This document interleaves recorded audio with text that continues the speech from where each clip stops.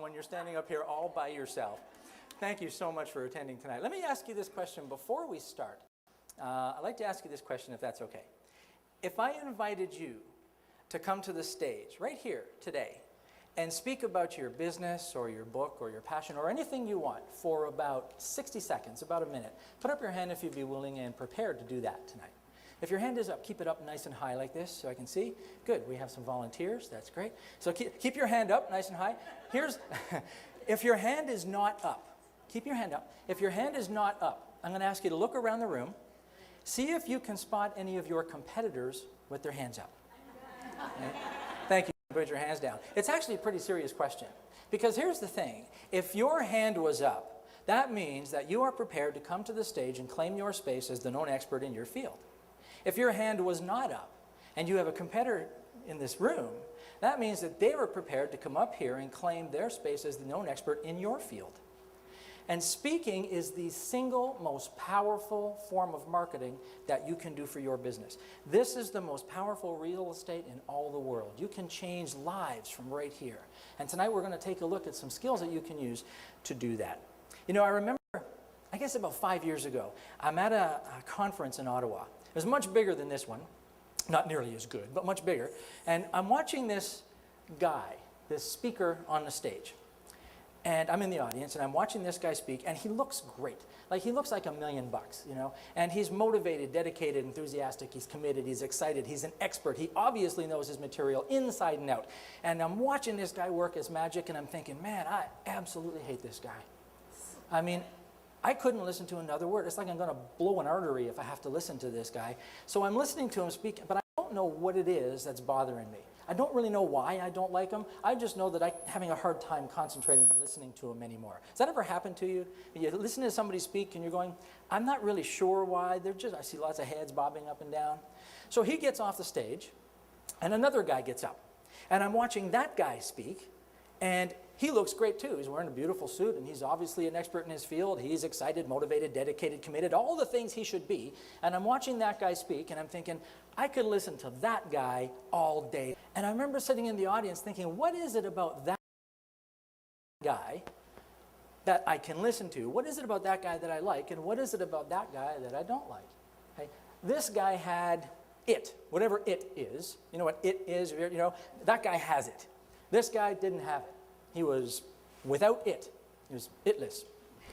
So, totally itless, right? So, this kind of thing has been bothering me all of my life because I've been training speakers for over 20 years, almost 25 years, and I was working in all kinds of different training organizations, and I remember watching speakers all the time. There's something about that one I like, there's something about that one I don't, I just don't know what it is. And so, about 3 years ago, I stumbled on this video on YouTube by a lady named Patsy Rodenberg. Now, Patsy is an expert in training Shakespearean actors. That's her forte. And she's from England, and she's one of the best in the world. In fact, she's known as the best in the world for training Shakespearean actors. And I'm watching this video, and she's explaining this premise that she's created called the 3 circles of acting. And I'm watching the video, and I said, that's it. There it is. And so I bought her book, The Second Circle, and it was a difficult read, and it's mostly about acting. But I studied the 3 circles, and I applied them to speaking, and I made a few twists and turns, and now I've got the 3 circles of speaking energy, and I always attribute those to Patsy Rodenberg.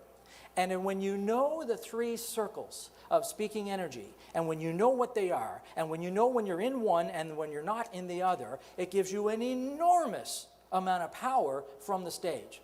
And what I'm going to share with you tonight is the 3 circles of speaking energy. And when you know how to drift in and out of them deliberately, at will, by design, you are going to impact your speaking results phenomenally. And I don't care if you speak for a fee, if you're a keynote speaker. I don't care if you do sales presentations, if you're in network marketing and you're doing opportunity meetings, if you're doing financial presentations, business presentations, it doesn't matter. These principles are going to profoundly and permanently change the way you speak.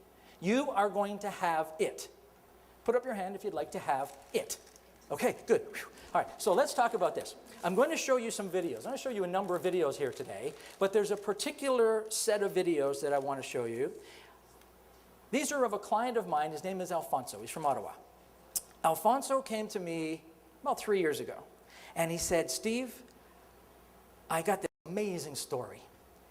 And he says, people are offering to pay me money to speak. And he said, I'm turning them down. I said, you're turning them down? He said, yeah. So I reached out and I slapped him. And then I said, why are you turning them down? And he said, because I'm mortified. He said, I'm not ready. I have no experience at this. So he said, can you help me? I said, sure, I can help you. So he came and he took a little public speaking course that I was doing. And he started off, as most aspiring speakers do, in what's called first circle. But here's what happens in first circle. If you're a first circle speaker, this is what's happening to you. Your consciousness is about yourself. You're concerned about how you look, how you feel, is your tie straight. You're probably thinking about the butterflies in your stomach, the fact that your mouth is dry. If you're in a first circle space, then what's happening is you are in a protective mode. You might be in a bit of an awkward stance. Your hands are probably protecting the dobby dots like this. And you're awkward. You might be in a bit of a nervous pattern. And what's happening if I'm in first circle is I will look anywhere but at you. I'll look up here and I'll look down here. And I might gaze over you, but everything is a gaze. I'm not really seeing you. That's a first circle speaker. Or I might hide behind a lectern. I might hide behind a lectern because this is a safe property right here. This is like a shield, right? Nobody's going to get at me here. I might hide behind my notes and keep these here as a safety mechanism. That's how you know I'm in first circle. Now, if you're an audience of a first circle speaker, here's what's happening to you. You may initially lean forward a little bit to try and hear me. You might give me a little bit of slack to begin with. You might be saying, there's the poor guy, he's obviously nervous, right? And you might try to hear me and get my message, but you are going to fatigue very quickly. You're going to fatigue, you're going to tune out, you're going to pick out your iPhone and start checking your email within about 30 seconds. Because I will not be able to gain your attention. Did you know that your attention is your single most expensive asset? A lot of people think it's your time. Your time is not your most expensive asset. It's your attention. That's why companies pay millions of dollars for 20 seconds of your attention during American Idol on a commercial. Your attention is the most valuable, most expensive, and the most difficult to attain asset that you have. So as a speaker, my job is to try and grab that attention and hold it. And that is tough. And if I'm in first circle, I can't do that. Now, let me make this clear about the three circles. You need all three. You need to have all three, but you need to be able to drift in and out of them by design, at will. When you know when you're in first circle and when you can get there by design, it's a powerful place. It can be a very powerful place when it's time to be, what's the word I'm looking for? When it's time, vulnerable. When you're telling a story and you want to bring the audience in, it's time to be vulnerable. First circle is kind of where you want to be, but you don't want to stay there very long. Now, here's what happens to most first circle speakers. I get speakers that I train, professional speakers all over the world, and especially when they're aspiring speakers, they almost always start out in first circle. And almost in every case, when I'm working with these speakers, this is what they do. They jump from first circle all the way to third. Now, if I'm a third circle speaker, this is what's happening. If I'm a third circle speaker, I'm bigger than life on the stage. My chest is puffed right out like this, and everything is a public proclamation. And I want you to savor every message, every word that I have for you. And if I'm a third circle speaker, I am dominant. I am forcing my message on you. Now, I might look at you, but I'm not really seeing you because my message is going way past you like this because I want the known universe to know about me. I'm on the stage, you're in the audience, and there's a separation between us. Now, if I'm a third circle speaker, I'm also going to command your compliance instead of earn your participation. Put up your hand if that's ever happened to you. Come on, I know it's happened to you. Get your hand up here. See, it's happened to you, hasn't it? And now, have you seen speakers like this? Oh, yeah. That's a third circle speaker. Again, you need third circle. You need to be able to drift into it when it's time to hit that message. And you're going to see some videos of some other speakers who use the third circle very effectively. But if you're the audience member of a third circle speaker, you may be initially impressed by my bigness and my enthusiasm and all of that cool stuff. But you are going to get disinterested very, very quickly because I am enforcing my message on you. I'm not sharing it with you. I'm enforcing it on you. And I'm like a blunt instrument with my message, poof, right on top of you. You're going to fatigue very quickly. And at the end of the night, you might go to the back and you might buy all my stuff, and then tomorrow you're going to cancel when all of that superficial motivation wears off. And I see all kinds of bobbing dogs going like this in the audience because we see speakers like that all the time, don't we? See, this is the problem. Most third circle speakers are taught to be in third circle. They are taught that type of superficial energy and superficial theatrics are effective. And they can be effective when used properly and when used in the proper context. Now, in a little later, I'm going to ask for some volunteers. That's what this chair is for. Here's what will happen. I'm going to ask for some volunteers. And we're going to ask you to come up, speak about anything you want. And I'm going to do some coaching up here on the stage. And we're going to see if we can keep you into second circle. And some of you will drift right in there naturally because that's where you live. And some of you may take a little bit more work. Because you know what? Most speakers don't even know which one they're in. Even after they watch the videos and they go through all this messaging here, they don't know what circle they're in because it's not how you see it, it's how you feel it. Because this is an important thing. If you don't get anything else out of tonight, write this down. This is the single most important message you're going to hear tonight. Write this down, carry it with you for your entire speaking career and live by it. And this is it. Keynote speaking is not about transferring information. Keynote speaking is about transferring emotion. Training is about transferring information. Coaching is about transferring or extracting information and skill. Speaking is about transferring emotion. See, if I'm training you, my job is to get you to know what I know. If I'm coaching you, my job is to pull out of you what you already know. But if I'm speaking, if I'm a keynote address speaker, my job is to make you feel about my message the way I feel about my message. And that is my purpose. And there's 3 things you need to know to do that, other than the third circle. 3 things you need to know. We're going to talk about all 3 of these tonight. We're going to focus on one. First thing you need is content. Now, that sounds pretty obvious. But I hear all kinds of people come to me and they say, Steve, I got a great story. And that's good. I'm glad you got a great story. But the story itself is not where the content is. The content is in the context. Context means that the audience can extract something from your content that they can apply to their lives to significantly improve their condition. That is context. Okay? That's the first thing we need. The second thing we need, and this is particularly true if you sell from the stage, if you're somebody that needs to sell, if you need to get people to enroll in your program or buy your product or hire your company or hire you as a consultant or take your training, whatever, if you're selling from the stage, you must have structure. But not just any structure. You'll hear all kinds of speaker trainers give you the whole structure. Tell them what you're going to tell them, and then tell them what you told them. Have you heard that before? And that's fine. There's nothing wrong with that. But in a sales presentation where you need to get results, you need to get people to buy, people to sign up, it does not work. So what you need is not just structure, you need strategic structure. And we're going to talk a little bit about strategic structure today. And the third thing you need, which is what we're talking about here, is delivery. But not just any kind of delivery.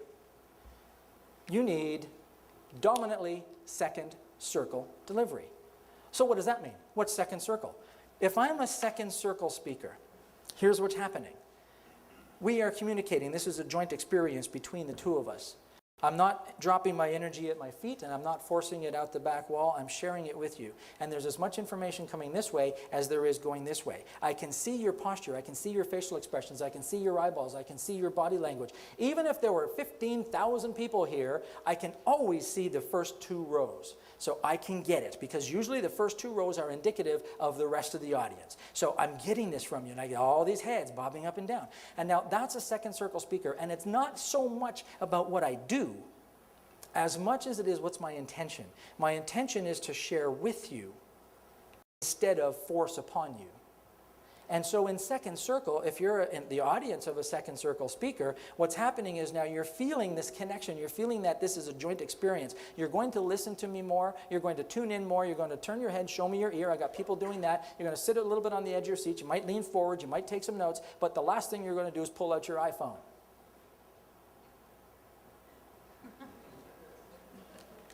Did you catch that? Okay. Speakers sometimes tell me they do that because it grounds them. I get that. I understand that. Here's the problem. The problem is that in the first 3 seconds of laying eyes on me, every one of your brains made a judgment on me in 4 areas.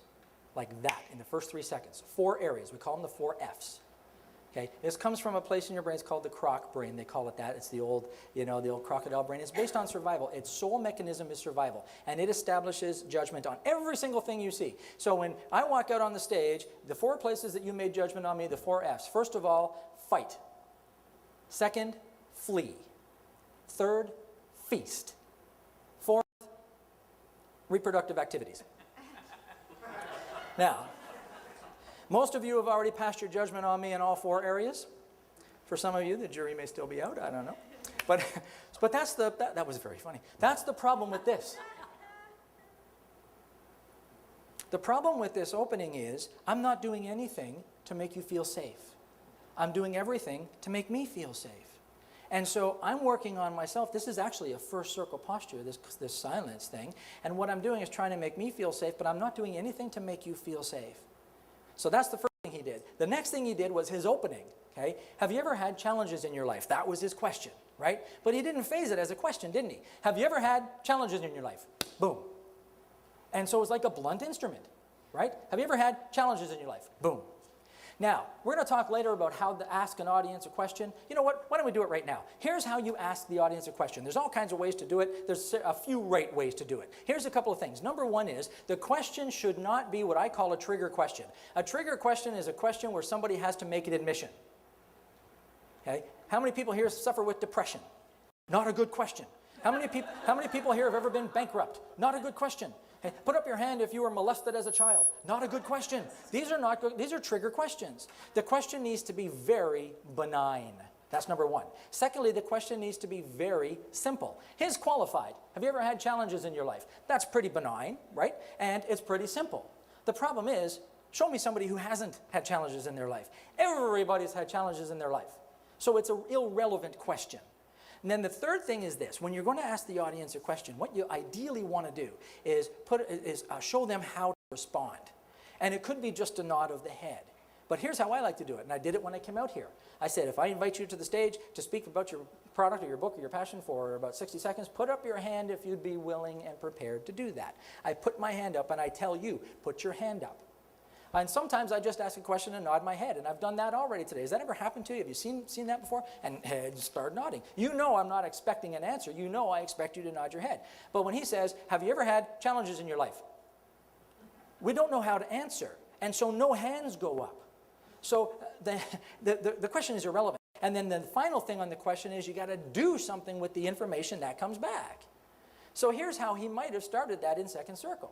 He might have said, let me ask you this question. And I know this has happened to everybody, but just play along with me here. Put up your hand if you've ever had any really heavy challenges in your life.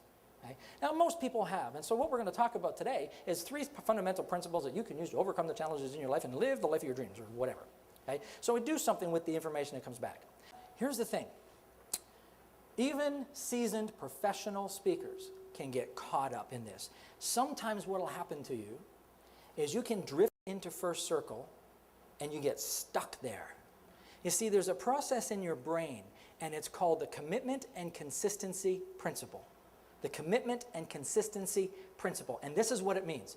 It means when you make a decision, either consciously or unconsciously, to do a certain thing or to be a certain way, you make a decision to do a certain thing or be a certain way, and then you take action on that decision, however small.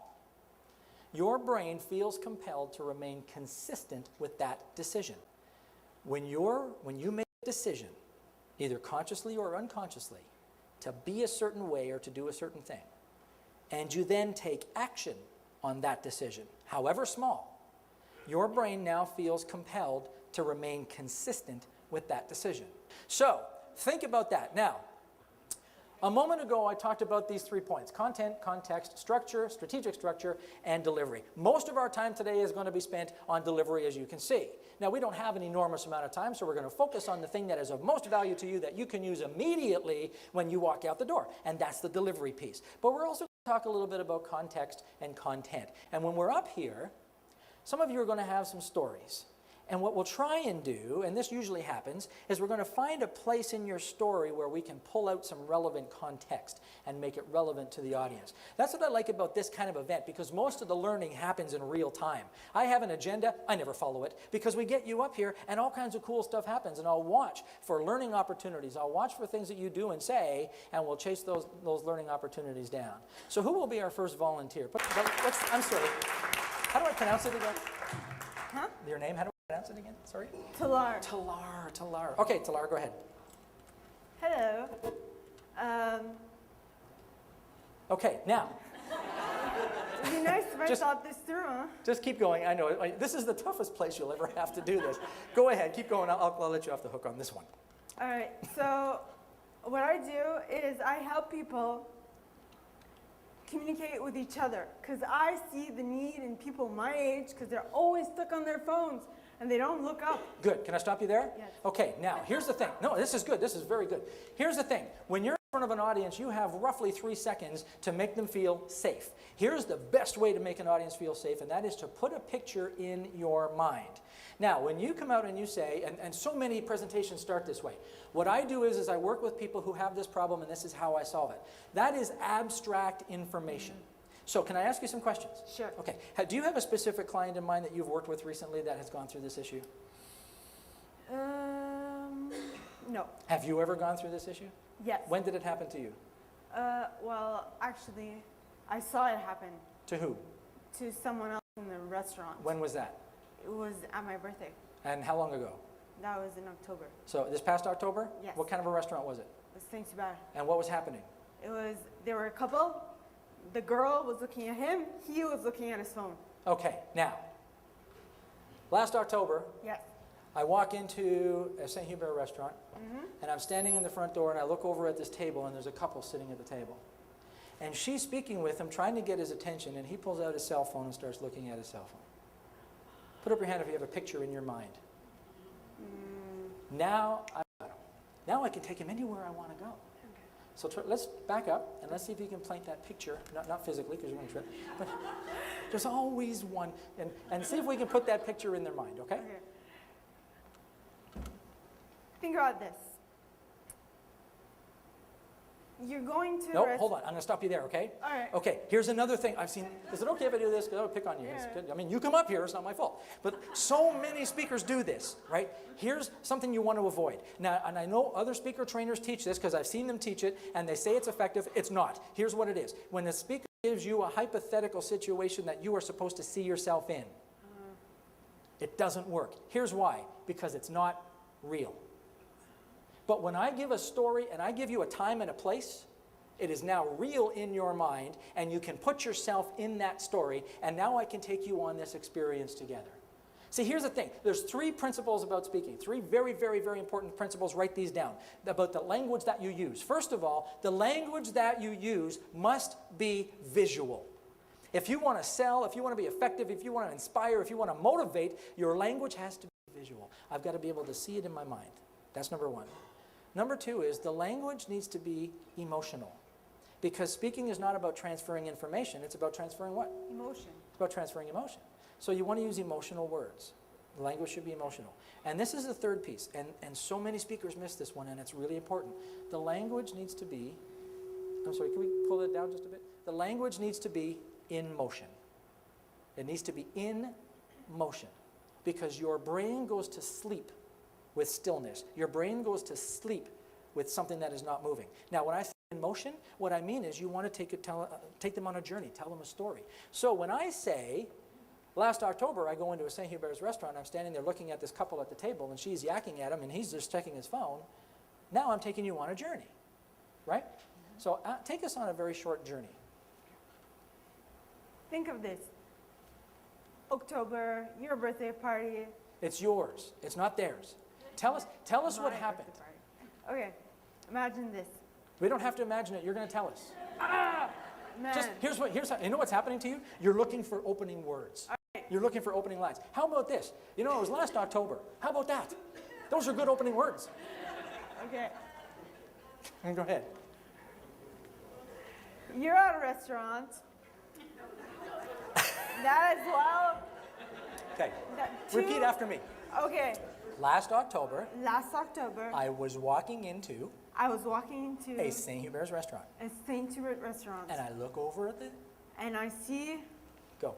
a couple sitting together, and the girl is trying to catch the guy's attention, but he's too stuck on his phone to even look up to her. I mean, come on.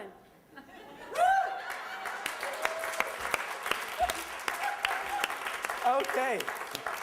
We're going to do a little bit more. And we have a hot seat here. If you'd like to be next, just sneak up here and sit in the seat. And when you're ready. Okay, so what happened next? He continued to play on his phone. Stop. I'm going to stop you right there. I want you to notice something, all right? Here's what she does. Have you noticed this? Yes. Okay, this is a protection mechanism, right? This whole thing. Can you do something for me? Yes. I'm going to show you the importance of body language. This is absolutely critical. And it can be. We're going to play a little game. Would you do that for me? Sure. Right, stand over there and face me. Okay, and I want you to imagine, okay, and I know you'd never say that to a live audience, but I'm saying it to you. Okay. And I ask you to imagine, you're walking down the street, Yes. and you see me coming, Okay. and you recognize me as your long-lost brother.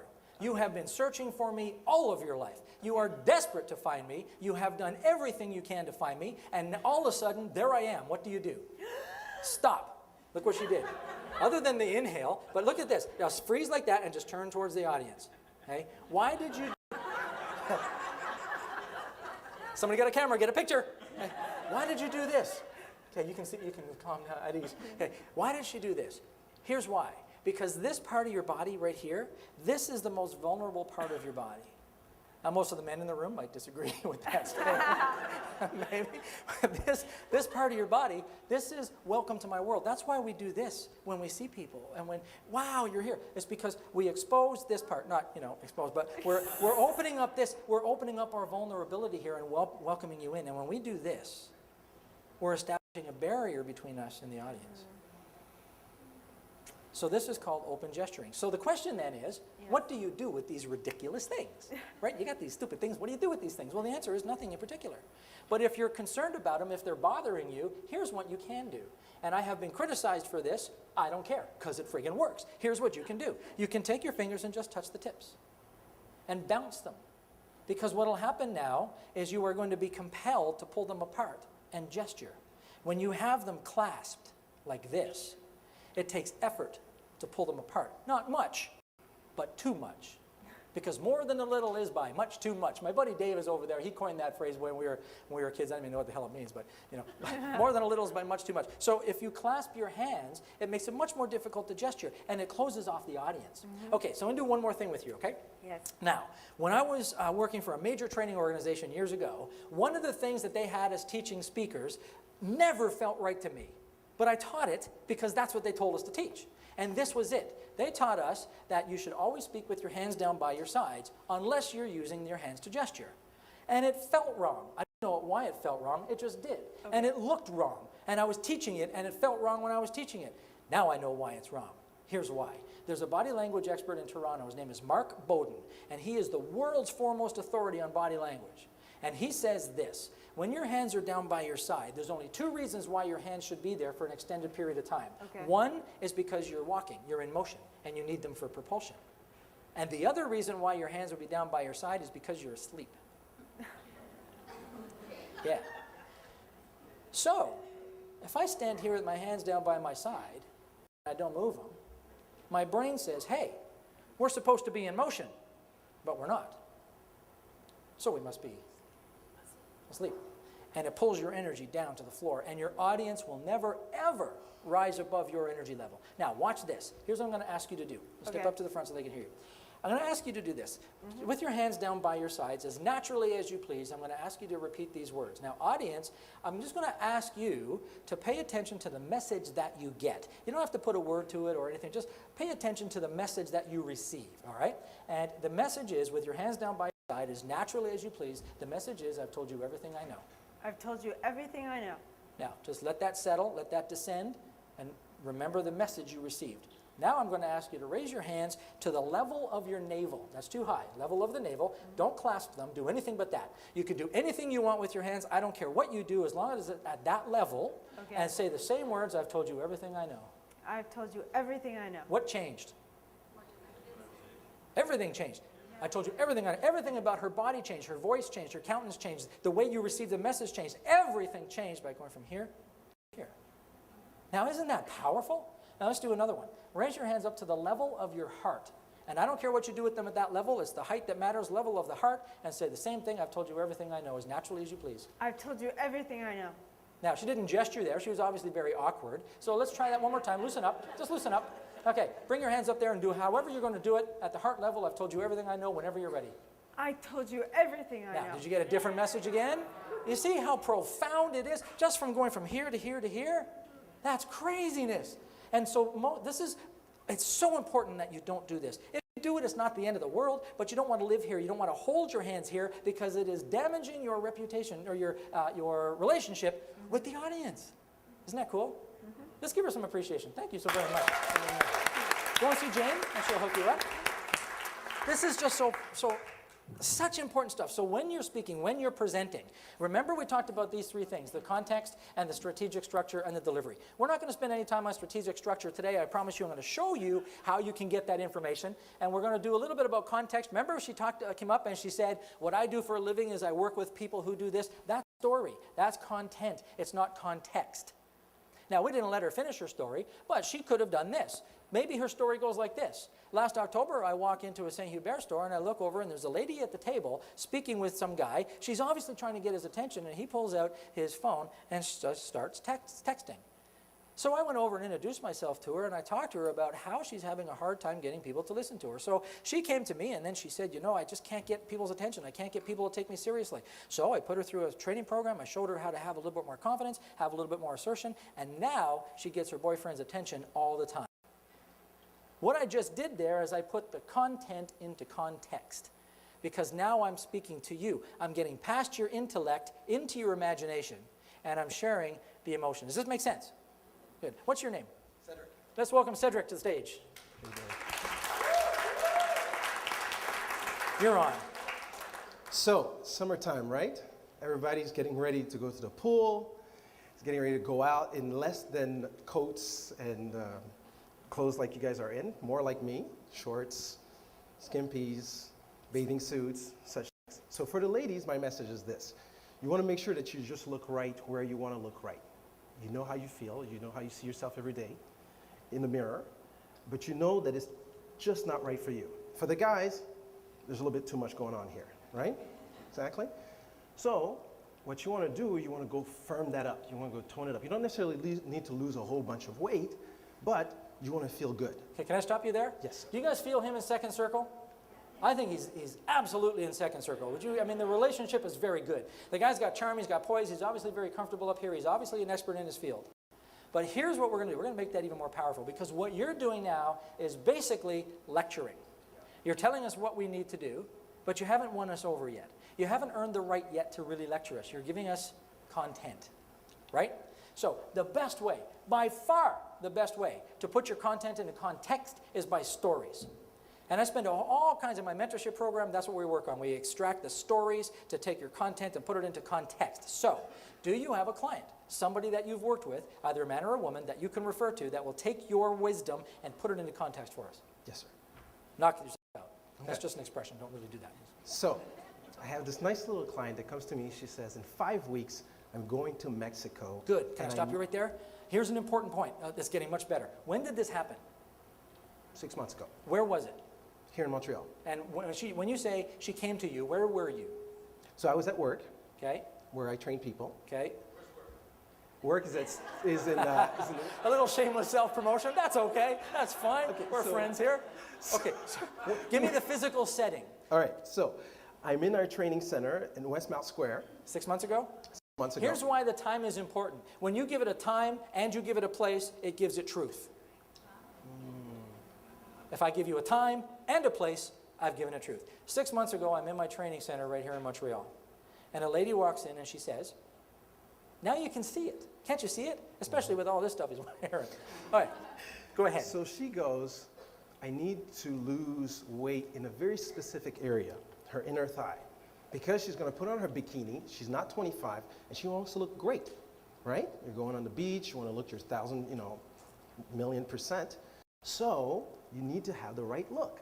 But I also told her we are not a weight loss center. We're a training center where you strengthen your muscles, and as a side effect, you may lose inches, you may end up, shaping yourself the way you want. We're not going to bulk you up. We're not going to make you like a bodybuilder. So bring us, you're doing great. Isn't he doing great? Isn't that's so much better, isn't it? Let's give him some appreciation. Yeah, stay there. Yeah, okay, yeah. Because just in the interest of time, bring us through what your intervention was. What did you do for this lady, and what was the result? Perfect. So Irene says you have 5 weeks. You guys have been up against deadlines. You guys have been up against pressure deadlines all the time, I'm sure. She says, I have 5 weeks to get her in the right shape. And I don't really need to make her like this. I need to make her slender. So we start working out twice a week, and I get to be the bad cop. Because she has to have these results. I want her to have these results. These results are going to be the proof in the pudding. So bring us to the end. What was the result? And so she worked out. She came twice a week, even the time she didn't want to come, and then I was mean to her. And I made sure she had a great workout because she had to have those results. And I wasn't going to get you guys to believe in me or anybody that comes in our center unless she had the results, because I can show you my body, but you never know if I'm actually training. So she came, she trained. She was so happy. She went to Mexico. She had a great time. She came back with a beautiful tan. Her husband loved her for it. She came back. She told all her clients. Okay. Okay, thank you. Well done, well done. Yeah, you can go. Thank you, very well done. So now, what I noticed about him was, first of all, deeply second circle. I mean, he's very comfortable up here, and you felt like he was speaking with you. Would you agree? Yes. I mean, he was definitely a second circle, right? And so now, if I was to carry on further with him, what we would do is this. In the terms of bringing your content into context, what we do is we very, very selectively choose the information we share. There is information in your story that dilutes the impact. There is information in the story that expands your impact and increases your impact. And this is a major component to storytelling. Let me give you a secret. I wasn't going to tell you this, but I'm going to tell you this because, well, I'm just a nice guy. I'm going to give you the 3 major components of storytelling. Okay? Almost every story has these 3 components. I don't even need to write them down. I'll just tell you. These 3 components. Number 1, conflict. Remember we talked about earlier that you want your language to be in motion? We want it to be in motion. We want to take them on a journey. The easiest way to take the audience on a journey is to use a story. Now, with story, one of the first components you got is conflict. The story should have a character that has some kind of a conflict that they're struggling with. In his case, last October, a lady came to him and said, listen, I have to lose this weight, and I've got these problems in my knees, and it's really damaging my life. Okay? That's conflict. Okay? The next piece is decision. Somewhere in that person's journey, they make a decision. Not a small decision, a major decision that changes the direction and changes the course of their life. Decision is the second component. And then usually there's a discovery. That's the third piece, a discovery. Conflict, decision, discovery. This puts your language in motion. It makes it easy to extract the messaging from your story, and it makes it really easy for you to determine what information should go in the story and what shouldn't. Is it either part of the conflict, part of the decision, or part of the discovery? Does that help you? Does that make sense? They need to come right from that soul as if they've been there all of your life, because that sets the commitment and consistency principle, right? So when you come out and you know those first words, it puts you right in the mojo and off you go. You didn't have a time to do that. I understand that. But what you're doing is, picture this, imagine this. So tell us what happened to you. Here's a good way to start this. Think about this. Answer this question. When did it happen? When did what happen? I didn't. And that's the problem. And that's the problem, right? So tell us, just go right into the story. I'm going to let you go now, and we'll. I'm just going to give a scenario. Yes, I hear this. I just want to give them a scenario. I just want to bore them to death first. No, that's not what you want to do. Sentence. No. You don't want to. It's called ramping up. You don't want to ramp up. They don't need the scenario. Here's the thing. The human brain is not interested in details. It's interested in gist. It's interested in gist. What does that mean? They just want the actual picture. They don't need all this stuff around it. Most of us think that, I got to give them all the details to put it into context. No, that takes it out of context. That brings it up into the cerebral cortex, and all that happens up there is analyzation. It never reaches the soul. But when you just paint a picture, and we put the picture, we imprint it on our minds, and you bring us on the journey, the language is in motion, it brings it down into our emotions, down into our soul, and now we can do something with the story. Now we have context. So, bring us to a specific spot. And I'll help you. We'll get it out of you one way or the other. Come home. No. Who came home? Somebody. No, you. When did this, okay, whatever you're going to No, tell it's us. a client of mine. It's not. Who's the client? It's somebody who's financially struggling. And there's a specific client? Yeah. When did this happen? Every day it happens. When was the specific one? You had a client? No, the story that I wanted Yes. to tell Yes. was an imaginative No. Oh, here's scenario. I'm going to pick on you, okay? Never use imaginative scenarios. Never use imagination scenarios when you can use real ones. Bing. Why? Because there's nothing true about imaginative scenarios. I cannot possibly transfer feelings to you. I cannot transfer emotion to you that I do not have. And I cannot create emotions properly to an imaginary scenario. That's why you don't ever want to use imaginary scenarios. I know I'm picking on you, but you don't want to use imaginary scenarios because I cannot make you feel how I feel if I don't feel anything. And I'll show you some videos a little later on of what happens when you manufacture emotion. It doesn't work. So, tell me about a client. Name one client for me. Natalie. Natalie? And when did Natalie come to you? She came to me because she was struggling financially and they couldn't talk without fighting with her husband about money. When did this happen? February. February? And when you say she came to you, where were you? Well, she contacted me. I met her randomly. Contacted you how? By email. Okay, so it's in February, you got an email from a lady named Natalie. And in the email, she explained to you that she was financially stressed and that her and her husband couldn't even speak without fighting. How was she feeling about it? Overwhelmed. Overwhelmed and? Upset? Angry? Okay, Yeah, upset could or be angry? upset. Okay, now here's what we have. February, you said? Yeah. Last February, I'm sitting in front of my computer and I get an email. And I open up the email and it's from a lady named Natalie. And I'm reading the email and she's explaining to me how she is really upset, she's overwhelmed, she's very stressed because she's financially destitute. And she's telling me that her and her husband can't even speak without fighting. Put up your hand if you have a picture in your mind. Did I get past your intellect and into your imagination? Now I can take you anywhere I need to go. Make sense? So do that for us. Those are my words. You're welcome to them or use your own. But tell us about Natalie. When did it happen? Where were you? What did it say? And get to the emotion. Get to the real life emotion in the story. Can you do that for us?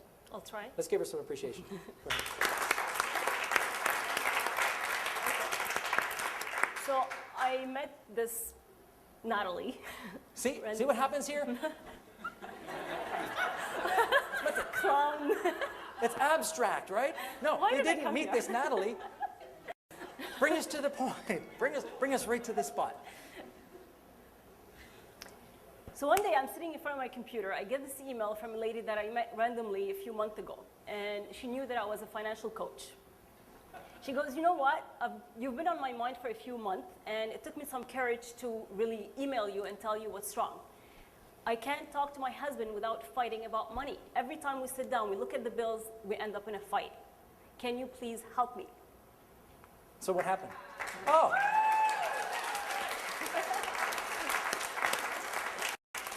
I really have to know what happened. What happened? Well, what happened is I started working with them, and the thing is, when I work with couples, is really because they come from different upbringings, but not only culturally or whatever, it's also financially. People don't live in the same, they don't have the same relationship with money. Maybe, you know, one Okay, so person here's was what brought up happened, right? Is she went back into abstract, right? But that's okay. That's okay, because what you've done is you grabbed us. You put the picture in our mind, you brought us to the position, you gave us a time and a place, you made it truthful, you made it real. Now what the so important thing that happens now is everybody in this audience knows that story and they can put themselves in.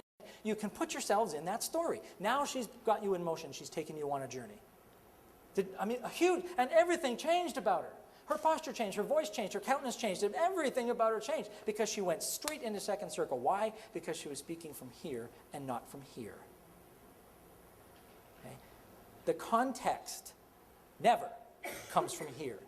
It always comes from here. Always. Even in a financial presentation? Yes, even in a financial presentation. Even in a sales presentation? Yes, even in a sales presentation. It always comes from here. Let's give her some appreciation. Thank you very much. Thank you. Now, are you ready? No, I don't want to do this anymore. Let's welcome Diana.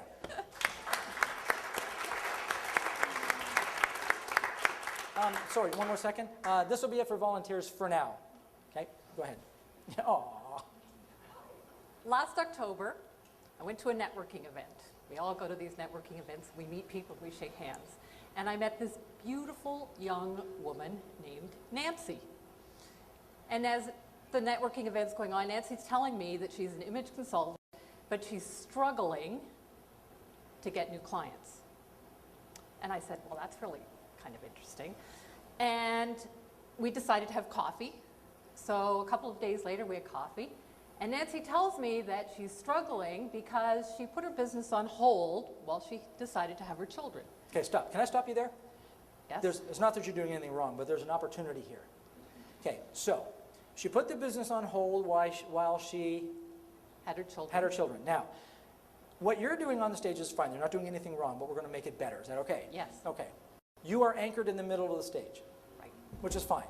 But there's an enormous amount of real estate here. And some people really struggle with using this real estate.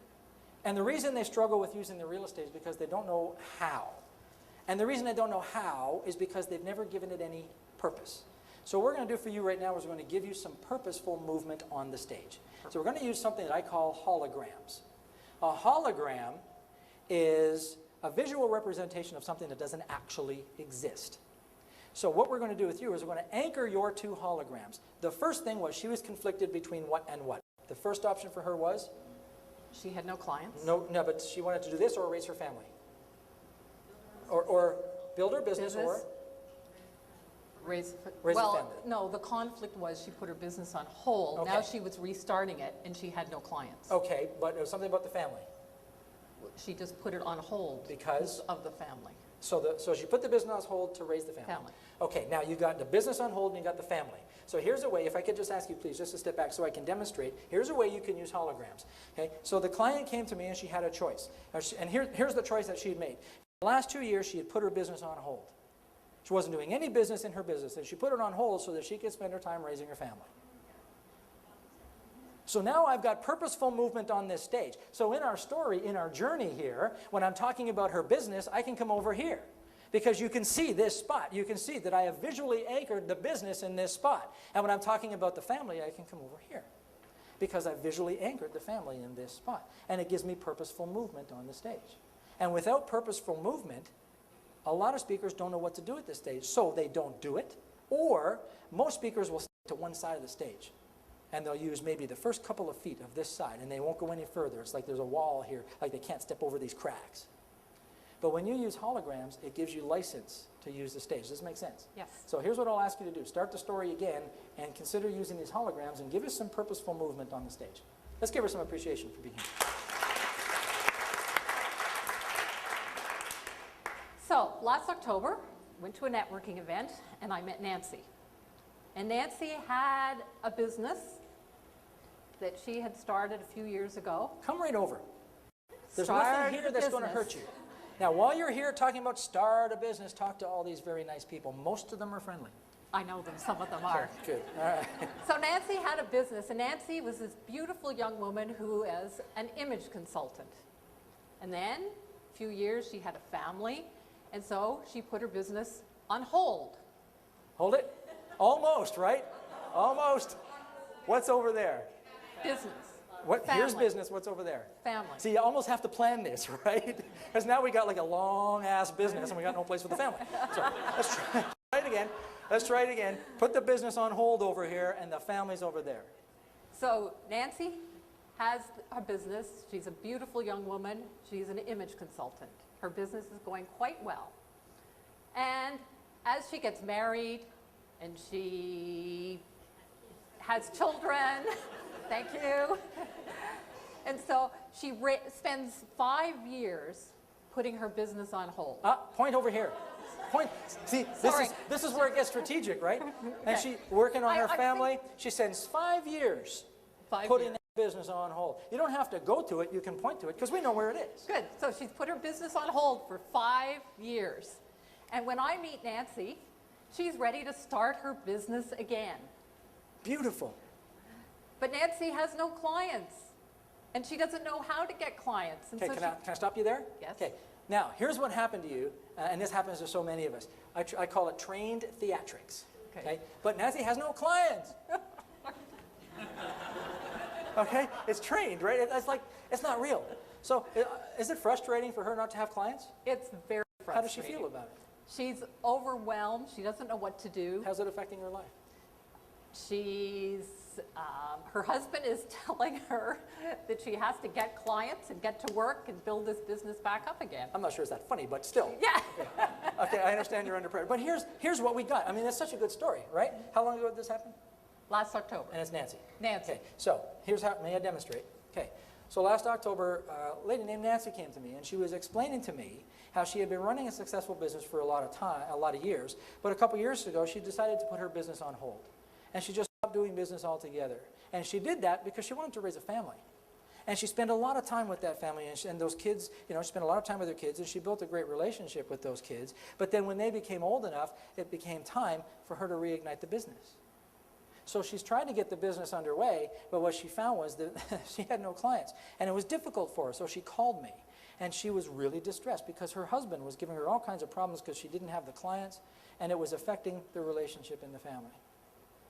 So we worked with her, and I showed her how to do some networking, showed her how to do some promotion and some marketing, and all of a sudden, she's got more clients than she can handle, and how do you think that's affecting her family life? Bingo, right? So that's the power.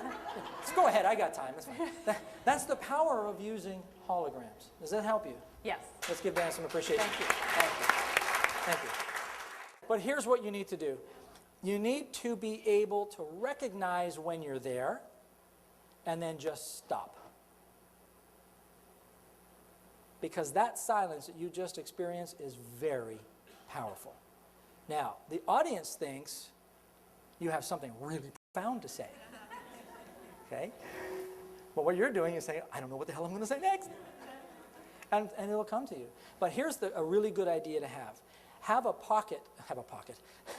story in your, let's talk about pockets for a second. I'll finish the thought in a second, okay? This is what happens to me. If it doesn't come out, I lose it. Okay? I have heard all kinds of speaking instructors say, never, ever, ever put your hands in your pocket. Okay? That's garbage.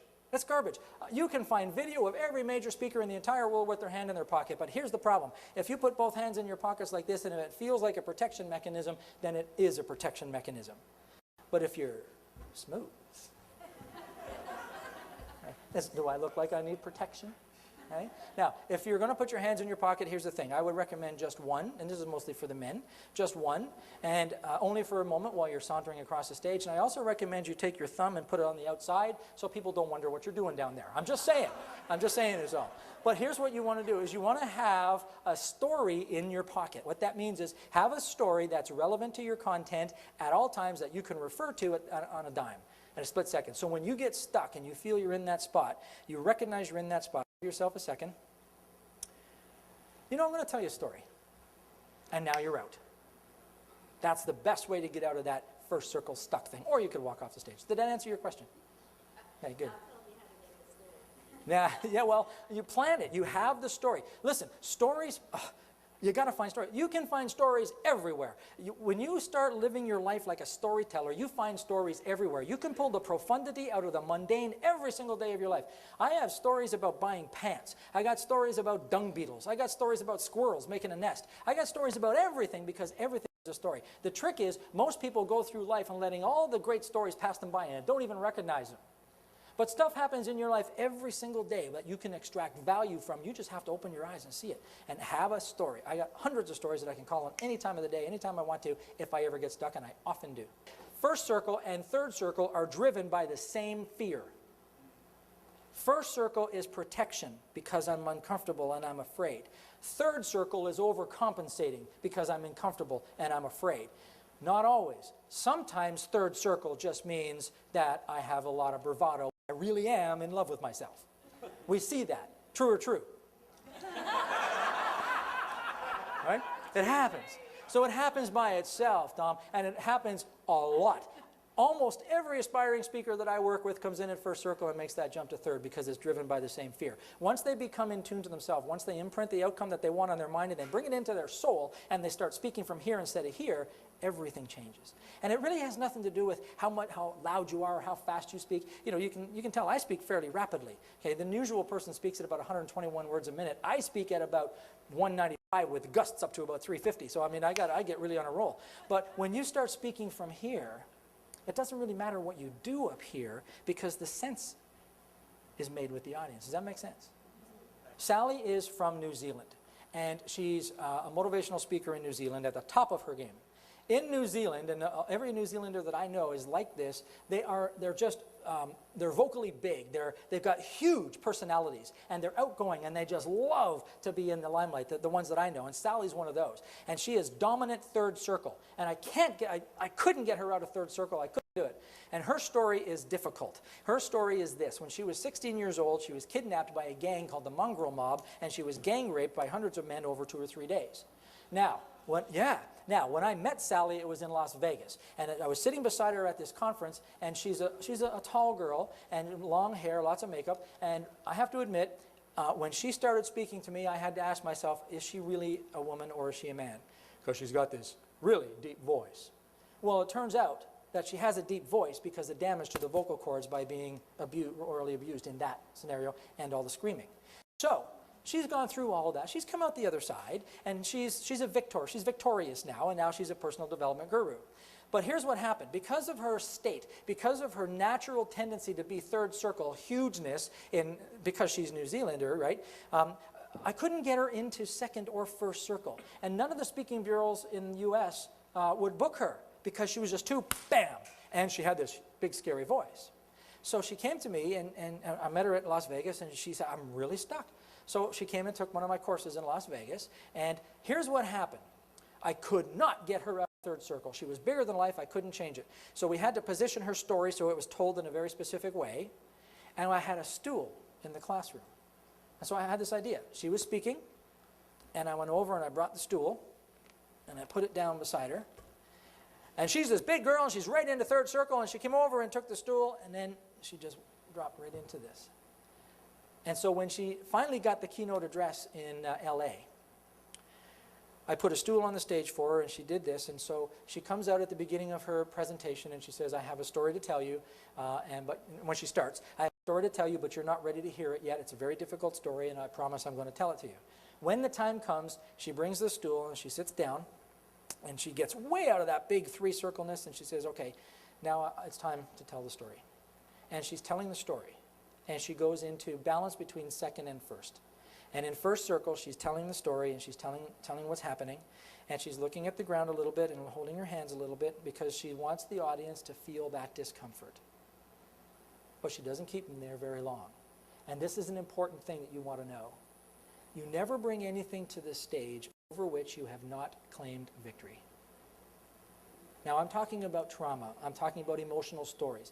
You never, ever bring to the stage anything over which you have not claimed victory. Nothing that is going to put you back into therapy, nothing that is difficult for you to share. It's okay to be difficult to share, and it's okay to get into this space and even to have the tears, but because you want to transfer that information to the audience. But you do this for the benefit of the story, the benefit of the audience, to put it into context. So First Circle can help you take a story like that and take that content and put it into context. But you don't keep them there very long. Bring them back up. You rescue them, and you get back into Second Circle, and now you provide them the value of that story. What are the lessons? What did you learn? What can the audience take with them that they can apply in their lives? And if I deliver the story that way, you are going to be open to receiving it. But if I deliver it from a place of bam, then it has no power. So if you are in a space where you need to get some more sales from the stage, you want to get more standing ovations, you want to get higher speaking fees, you want to get more people signed up in your organization, you want to get more consulting contracts, you want to get more sales for your product, you want to sell your books, you want to get more trainees in your organization, this is going to do it. Because I'll tell you something, this is the most powerful real estate in all the world. And when you can take your content and put it into context within a structured presentation and deliver it like a master, it can change your life. Thank you very much. Thank you.